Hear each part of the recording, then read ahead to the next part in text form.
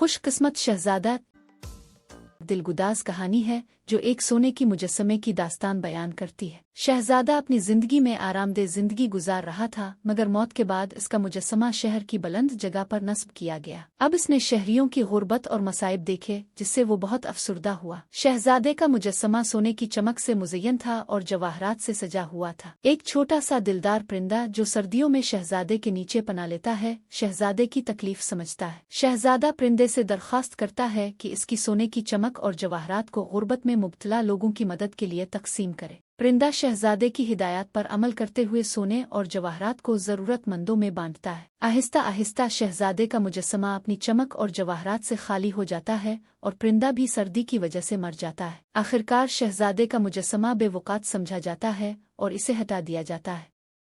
लेकिन शहजादा और परिंदा आखिरत में सुकून पाते हैं, क्योंकि उन्होंने दूसरों की मदद की थी।